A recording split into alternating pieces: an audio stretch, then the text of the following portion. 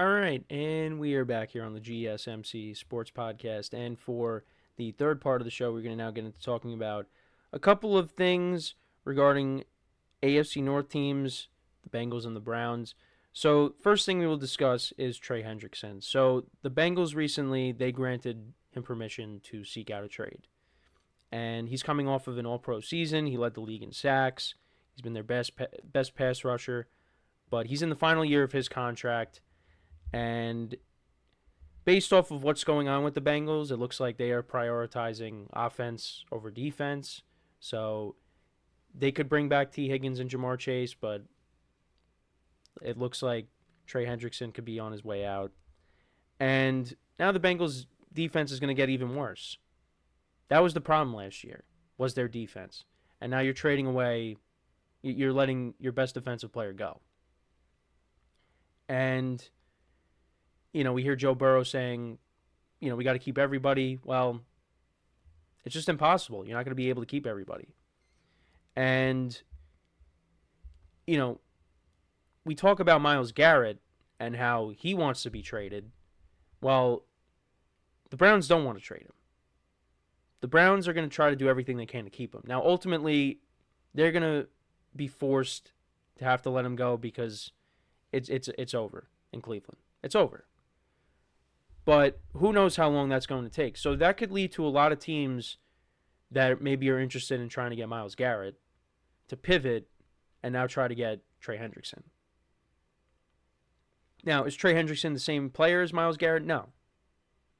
But a lot of teams out there need pass rushers. And you look at the Eagles, and they might lose Josh Sweat in free agency. So they might say, hey, what's going on in Cleveland? They don't want, we're tired of playing the waiting game on Myles Garrett. Let's go and get Trey Hendrickson. Put Trey Hendrickson on the Eagles. And that would be a problem. But there's plenty of teams out there. The Lions are another team that are trying to acquire Myles Garrett. They could go after him. The Buccaneers, that's a team that I think needs a pass rusher. They got to improve their front four. The Chargers released Joey Bosa. Khalil Mack is not going to be on the team. Maybe not. So, that could be a possibility. The Falcons are a team that could use another pass rusher. The Commanders. The Bears are another team. They're looking to add someone opposite of not Josh Sweat, but Montez Sweat. The Packers, the Colts. These are teams that are listed on an NFL article that I'm looking at, which makes sense. Those teams need pass rushers. But, it's all about, do you have the assets to give up to get them? Do you have the cap space? That's a whole other thing. That's a whole other thing as well. But that could be the consolation prize if Myles Garrett and the Browns just continue this standoff. Because, I think some team, like the Eagles, I say the Eagles, they could pivot and go to Trey Hendrickson, but they could also afford to wait and see how it plays out. They just won the Super Bowl. Right now, they're the best team. They could afford it, but some of these other teams that, are in desperate need of pass rushers, they're going to have to pivot. Like some of these other teams, the Buccaneers. I mean, I don't know if the Buccaneers are going to, trade for him, but, that's a team that could use a pass rusher. I mean, it doesn't seem like they're in on... it seems like everybody would probably be in on Myles Garrett, but they're only going to trade him to one team if, when it comes up. So, but we'll have to wait and see. But for the Bengals, though, you don't like this because your defense is getting weaker. And that means you're really going to have to, because you're basically doing what the Cowboys did last offseason. Because I think we're heading towards that kind of an offseason where they're just going to pay all their guys and then they're just going to have to rely on their draft picks. They are really going to have to bank on their draft picks. If they don't hit on their draft picks, I mean, even if they do, this defense is still not going to be good. I mean, it depends on what they do. Like, maybe they somehow improve this defense. And you could, move some money around and maybe you're able to improve this defense. But you can't go into next year and you trade Trey Hendrickson, but you don't replace him. And I get what the Bengals are trying to do. They want to keep the band together on offense, but your defense is going to suffer because of it. Then we're going to have a repeat of what we just saw, where the Bengals offense is one of the best in the league, but their defense is the complete opposite. And the Bengals are going to have to put up 30, 35 points a game, get into these shootouts, and Joe Burrow has to play perfect football. No turnovers at all. You can't turn the ball over at all. Now, look, they played better down the stretch. I mean, you could look at some of the opponents that they went up against and you say, well, yeah, I mean, you should beat this team. I mean, the Steelers were reeling last game of the season. I mean, yes, you did beat the Broncos. Broncos were a good team last year. But, and the Cowboys with Cooper Rush. Who else did they beat? Was the Raiders within that winning streak? Because the Raiders weren't good either. So the Bengals during their winning streak to finish out the year. So they beat the Cowboys without without Dak Prescott, with Cooper Rush at quarterback. They beat the Titans. They beat the Browns, the Broncos, and the Steelers. So you could say the Broncos and the Steelers are really their only valid wins. And even with the Steelers are just in the midst of a losing streak. Broncos, yeah, that's the one I would say, yeah, that was a good win. But the Titans and the Browns are picking in the top 2 in the NFL draft. So, yeah, we'll see what the Bengals do, but look, it'll be cool to see T. Higgins and Jamar Chase and Joe Burrow and that offense clicking next year, but could be more of the same of what we saw in 2024, where the defense is not good. And now you're trading an all-pro defensive end. Yeah, defense is going to get weaker. But we'll see how he's replaced. All right, so now let's get into Deshaun Watson.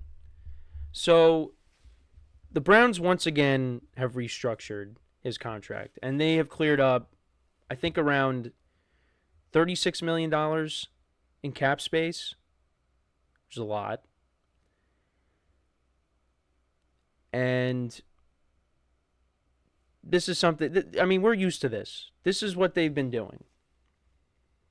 This is what they've been doing for the last couple of years now, is, making changes to Deshaun Watson's contract. So, yeah, nearly $36 million in cap space.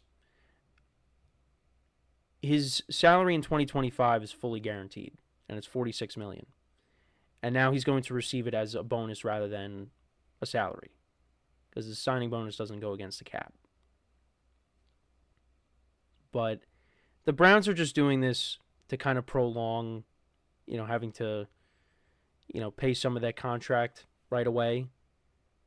But it's amazing how this contract is fully guaranteed. It's unbelievable.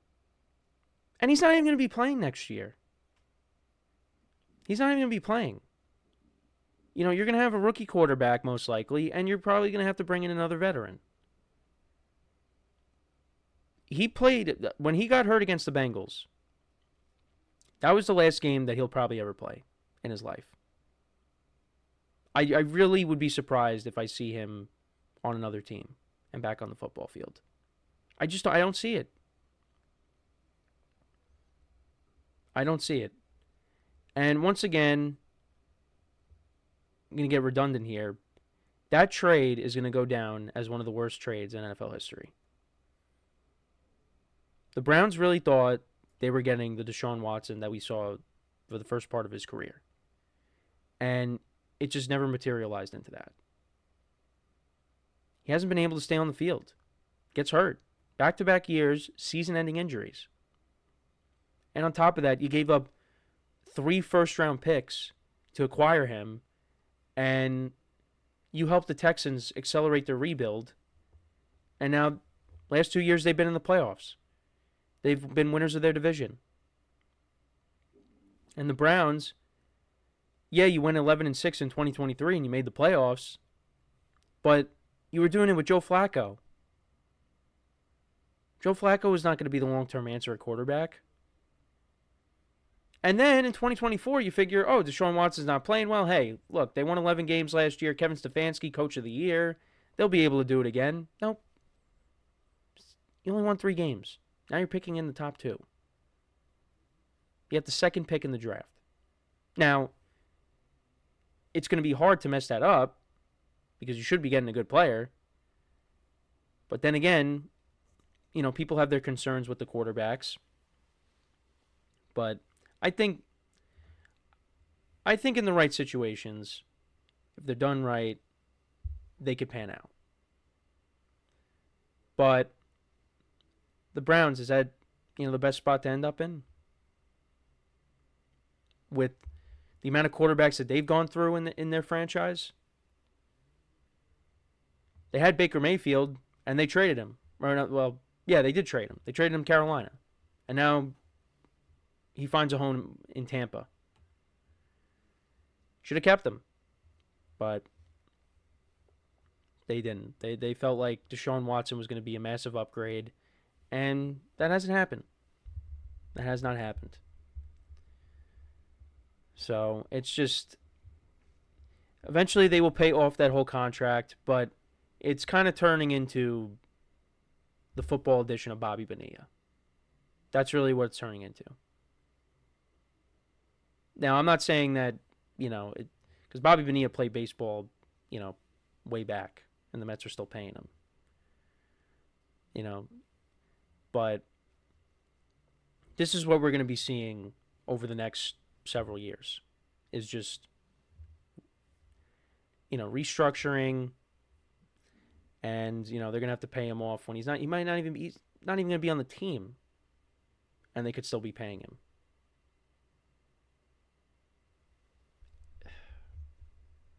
Listen, they made this bed. They're going to have to sleep in it. It is what it is. They took a chance, and it flopped. So we'll see what they do in the draft, who they end up with. But if you think the Browns are going to be good in 2025, with the stuff that's going on, not just with him, but we talked about Myles Garrett, they're not going to be a good team. They're not. So let me know what you guys think, though, about these 2 headlines. What are your thoughts on them? Let me know in the comments. So we are going to take our next break. And then when we come back, we'll talk about a little baseball here. We'll talk about the Dodgers hitting the pause button on Shohei Ohtani's rehab, his pitching rehab. And we'll get into that. I'll give you my thoughts on it when we come back. So with that being said, stick around, and we'll be right back here on the GSMC Sports Podcast.